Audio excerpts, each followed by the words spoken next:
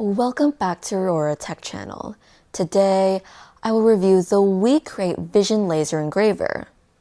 Right now, most other laser engravers in the market are open frame and require you to buy a bunch of additional accessories like a honeycomb bed, air assist pump, enclosure, and a camera. But in contrast, this Vision engraver more or less has the full package. Let's take a look at what we can get from this machine. It's fully enclosed with a working area of 420 by 290 millimeters, and the maximum height you can work with is 140 millimeters after removing the cutting bed. The motion system of the X and Y axis are steel wheels like the ones you see on X-Tool machines. The Z axis is also motorized and is driven by 4 stepper motors and 4 lead screws. The machine can move up and down and move along with the Z axis. When it retracts completely, the height of the machine would be around 10 inches, and when it expands to its full size, it's around 15.5 inches. The laser module is 20 watts. It supports autofocus, so you don't need to use a gauge to set the focal length.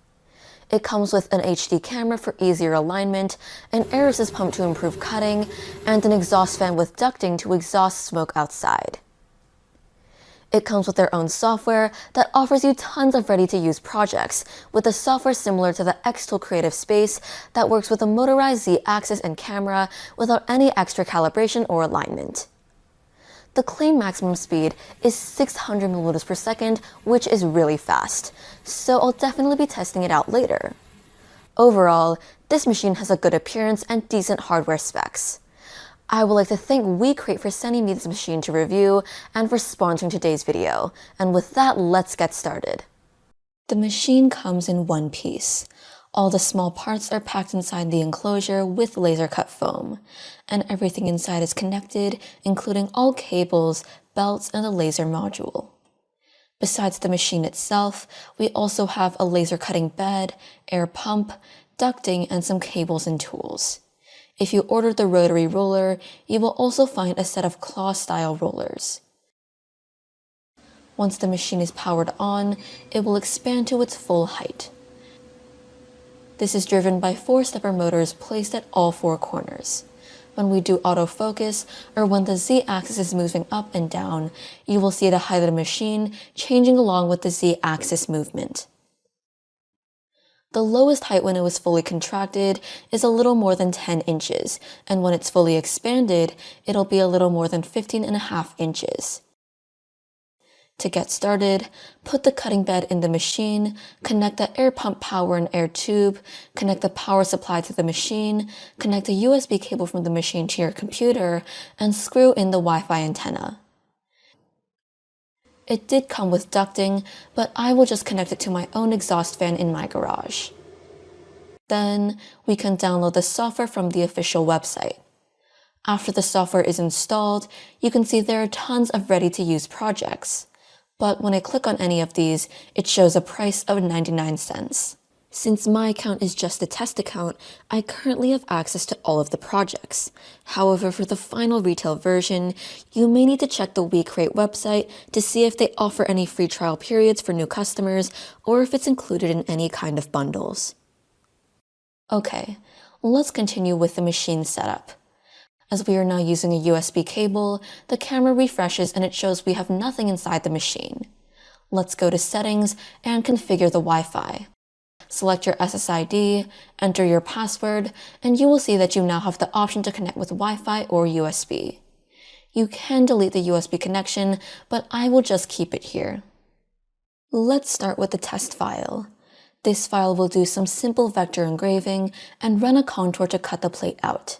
I will enlarge it and position it on the material. I'm using 3mm plywood and then select autofocus. You will see the Z-axis is lowering and showing a red laser dot when it sets the focus. After that, we can just send the job to the machine and press the button to start.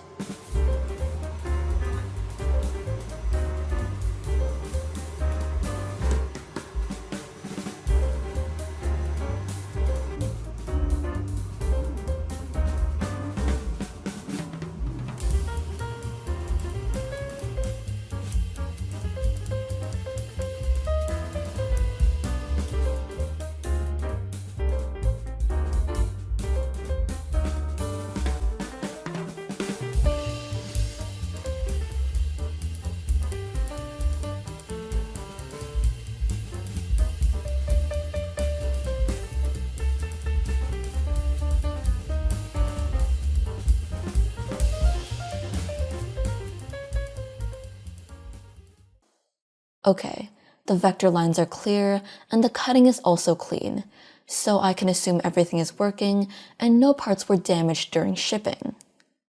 Then I will pick a simple project from the software. Let's try this plane. It's just a very simple cutout, so I will use a leftover 3mm plywood sheet. I will position it at the bottom part of the sheet so I can get the most out of it.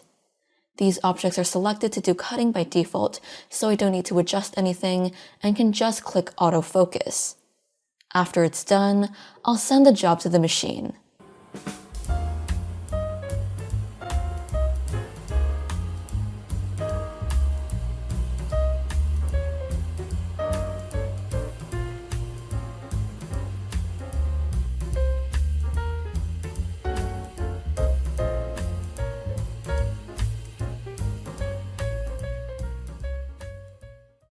Okay, it can cut through completely, the cuts are mostly clean, and all parts can fit with each other without any issues. Next, I will pick this kitten as it contains smaller cutouts inside the body. I want to see if the air assist works well enough to get a clean and smooth edge for these tiny cuts.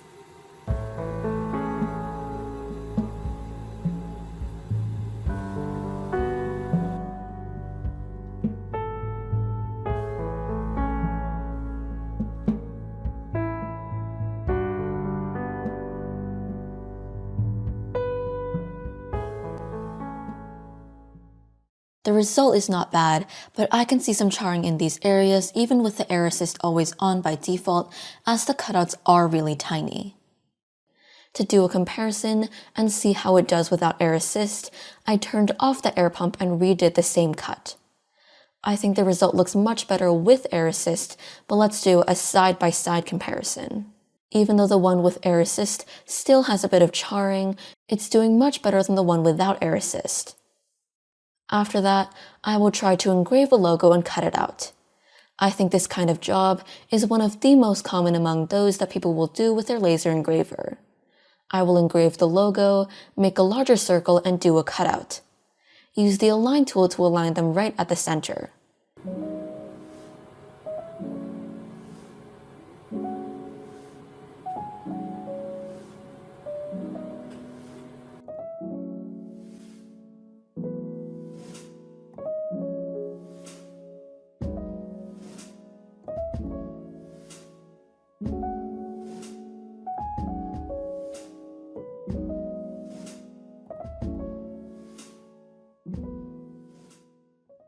The default 3mm plywood profile for vector engraving at a 200mm per second speed and 100% power appears slightly lighter in comparison to the sample project, which used 50% power and a 60mm per second speed. As this machine came with an HD camera, I will see just how accurate it can be. I will resize the logo to 2 smaller ones and place them right between the gaps of the usable area of the plywood sheet and run the same job again.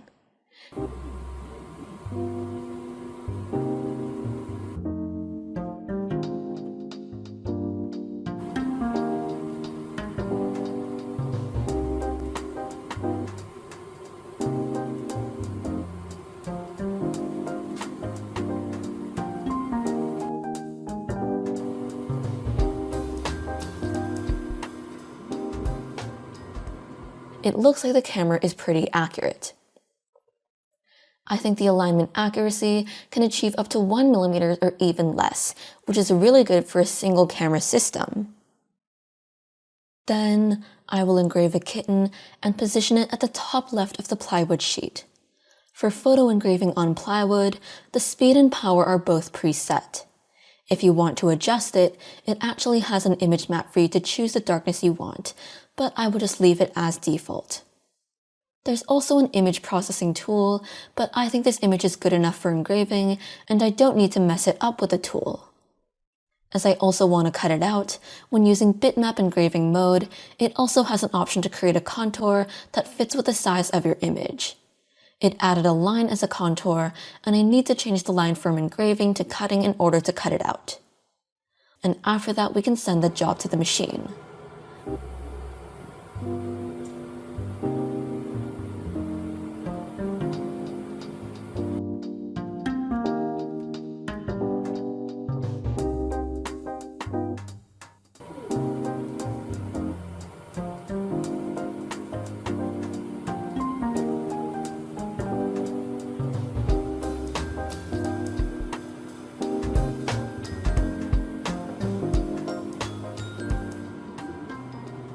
The job took around 25 minutes. It's not super fast for a 5 by 4.5 inch small picture, the details of the picture are good, and the cut is clean. I will then engrave another image for my friend's birthday.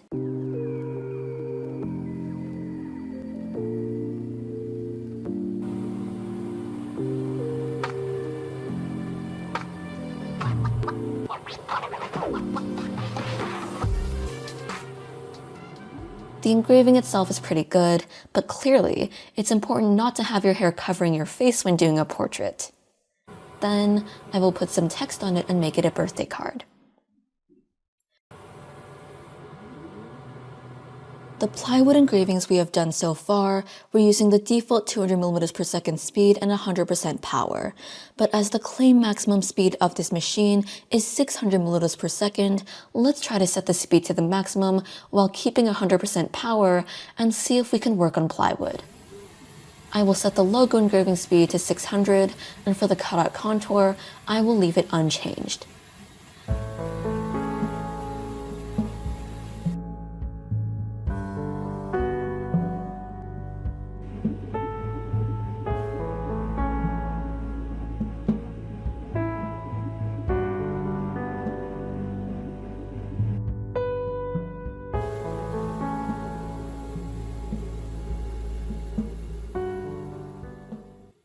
The result is not too light for fill engraving. It's not as clear as working at a normal speed of 200mm per second, but it's still not too bad at 600mm per second. Next, I will try some thick wood cutting. A 20-watt laser module may not be ideal for thick wood cutting, but the website claims it can cut hardwood up to 8mm thick, and I'm sure that a 20-watt module can do even more than that. I will start with 1/2-inch poplar solid wood. I will set the power to 100%, the speed to 2mm per second, and I would rather do a slightly faster speed with multiple passes instead of trying to cut it in a single pass to reduce the chance of a fire starting or the wood being burned too dark. I will also turn on enhanced cutting so the Z-axis will move itself lower on each pass.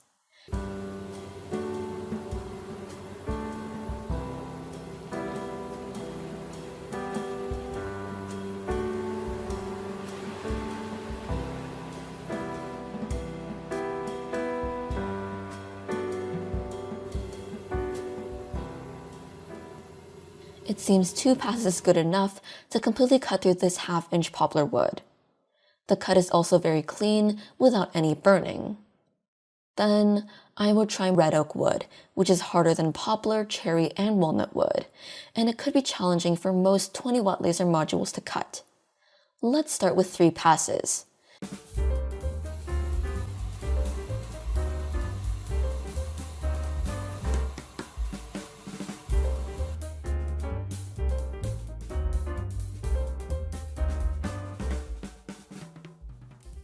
It seems 3 passes still can't cut through, so I will add another pass and see.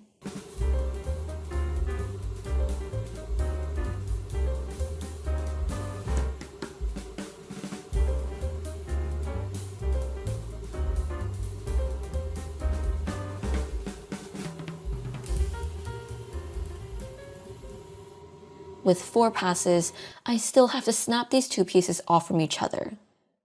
It seems that for softer wood, it can cut 1/2 inch in 2 passes, but this red oak is still challenging for a 20-watt module, even with a motorized Z-axis.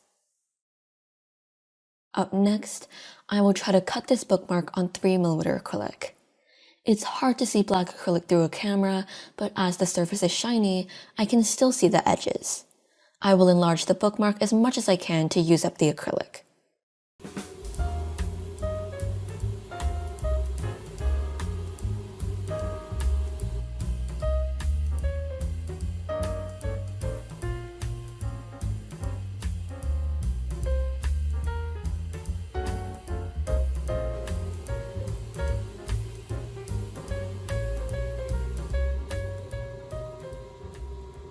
It could cut out all of the tiny patterns, and the bookmark looks really cool.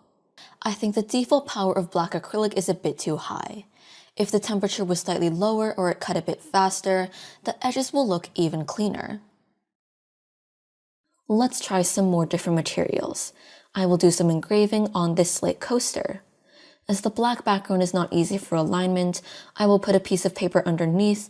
Normally, when I need to engrave on a round coaster, I will make the pattern larger than the coaster to make sure the graphic covers edge to edge.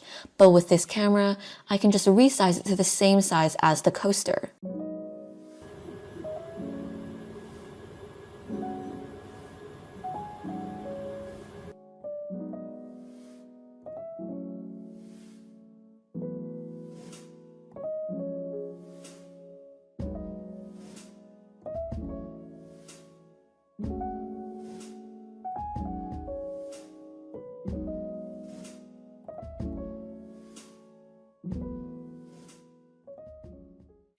The patterns are engraved beautifully with pretty much perfect alignment. I will also engrave a QR code on a coated aluminum card.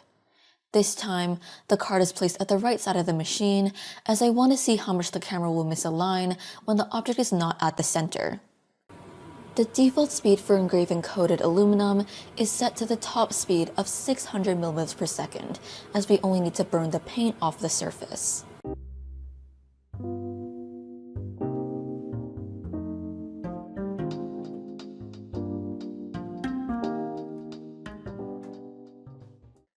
It has a small 0.7mm gap on the right side. If it moves 0.3 or 0.4mm to the right, it would be perfectly centered. Finally, I will test out the rotary roller. Just connect the cable to the connector inside the machine. It's a claw-style roller that you can put on the edge of the machine without having to use any screws. I will engrave on a 32mm diameter wood cylinder. As it's too big to fit with the inner claw and too small to fit with the outer claw, I had to 3D print an adapter to make the claw grip it better. In the software, you need to select cylindrical mode so it'll show the usable area, and all the unusable areas will be in red and gray. I will just randomly put an image and fit it within the usable area. For the darkness, instead of using the default 200 mm per second and 100% power, I will try to pick 60% power on the image map and send out the job.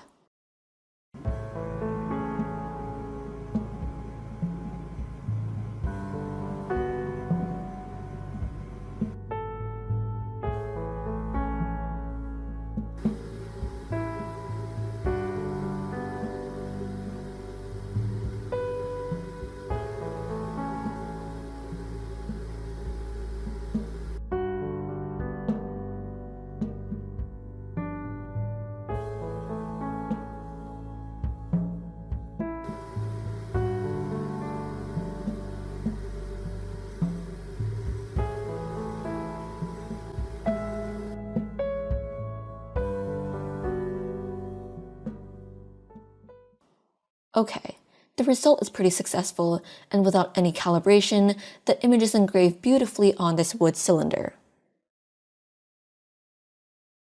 Okay, let's talk about the pros and cons of this machine, starting with the pros. 1. It's fully enclosed, so the smoke is more manageable. I pretty much can't smell anything as it has an exhaust fan, and I also connected my own ducting system to exhaust the smoke outside. Besides that, it's also just safer to use a laser machine with an enclosure. This enclosure is also expandable. When it's fully expanded, the height is 15.5 inches, and when not using it, you can set it to idle mode and make it a little less than 12 inches. If you want it to retract even more, you can choose transportation mode, which requires you to remove the cutting bed so that it can retract to around 10 inches. 2. The autofocus is handy. You no longer have to use a gauge to set the focal length of different materials, which also eliminates any possible errors from incorrectly setting the focal length and wasting materials. 3. The X and Y axis are using steel wheels like the X-Tool machines, which are better than palm wheels that'll wear out sooner or later, especially when working at high speeds. The motorized Z axis is driven by 4-stepper motors and 4-lead screws. It not only works well with the autofocus, but it can also enhance cutting by lowering the height of the laser module on each pass. As a result, it can cut half-inch solid wood in 2 passes with a higher speed at 120 mm per minute to avoid too much burning. It could also potentially engrave on curved objects if the software supports it in the future. 4. The camera is accurate. The claimed accuracy is within 1 millimeter. I tested it, and it's even better as it's actually pretty close to half a millimeter. I won't say it works as well as a dual camera system on the Xtool P255W CO2 machine, but again, that is a $5,000 CO2 machine. So, I would say this camera is mostly accurate and works better than any DIY camera setup with the Lightburn software. 5. When it comes to an open frame machine, besides buying the machine itself, you also need to buy the honeycomb bed, air pump, laser enclosure, install and calibrate the camera, and set up the rotary roller and calibrate it manually. This machine provides an easy-to-use full package, so not only all the hardware, but also the easy-to-use software. Now for the cons. 1. The software is similar to the one from Xtool, with some improvements, such as adding more materials to the list, incorporating some advanced AI-generated image tools through an external API, and support for multiple layers for different operations. However, for professional users, it still can't quite measure up to Lightburn. The good news is that WeCreat has announced Lightburn support is on the way. But enabling the motorized Z-axis without manually calculating the material thickness or getting good results without having to manually recalibrate the camera might be a challenge in Lightburn, as it's not an open source software. 2. The sample library includes tons of sample projects. However, I found most of them have a common issue. For example, for both the cat and bookmark I use in the video, it cuts the contour first, and when I try to rearrange the order, the vector is in one piece so I can't separate them. There is a chance when you want to enhance the cutting even more by raising the material. After the contour is cut, the workpiece will drop so all other cuts in the middle will be out of focus. I think WeCreat can do some improving on this part by allowing you to ungroup these objects and rearrange the order by cutting the small parts in the center before cutting the contour. 3. The air assist pump can be turned on or off using the software, but there's no way to set it to turn off when engraving and turn on when cutting. This is how air assist should work, but the software doesn't allow you to adjust it within the same job. 4. The machine I received is an early prototype, and some details aren't well polished. This includes the bottom of the machine, the unprotected PCB, the rubber sealing strip, the cable management of the rotary roller, and the inaccessibility of the tray. To access the tray, I have to lift the machine, which can be pretty inconvenient. The tray itself is also somewhat small, or more specifically, it's not deep enough. On more than one occasion, it felt like I pushed it in, but I didn't actually push it all the way to the back, which resulted in the machine engraving on my table. If the tray was deeper, even if it wasn't pushed all the way to the end, the user would see it sticking out and would be more likely to avoid such issues. It's possible that the final retail version may have some small improvements for the details, but I'm not too sure about that since I haven't seen one in person. Finally, I would like to offer some suggestions to WeCreat. First, they could consider putting the air pump and power supply inside the machine. This would transform the fully enclosed laser engraver into a more cohesive one-piece unit that can be easily transported and powered using a standard power cord. Additionally, this change would enhance the overall appearance by getting rid of the need for these two external components.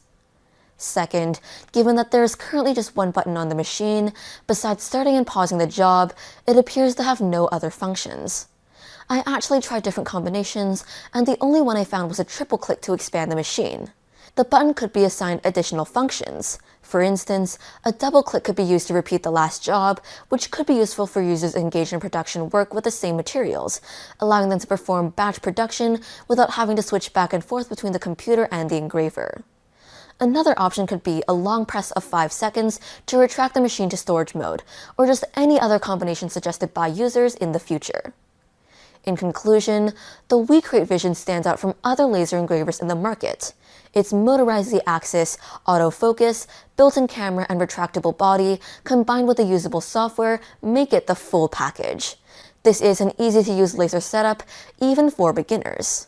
If the slightly smaller working area, a 420 by 290 mm fits your needs, choosing this machine over an open frame setup is the better option. However, if working area is your biggest concern, standard open frame 400 by 400 mm engravers, which often come with an 800 by 400 mm expansion kit or even larger, still have their advantages. If you're interested in the WeCreat Vision Laser Engraver, you can find a link to the machine under the description. That's it for this video. If you found this video helpful, please give it a like and consider subscribing to our channel. Thank you for watching, and I will see you next time.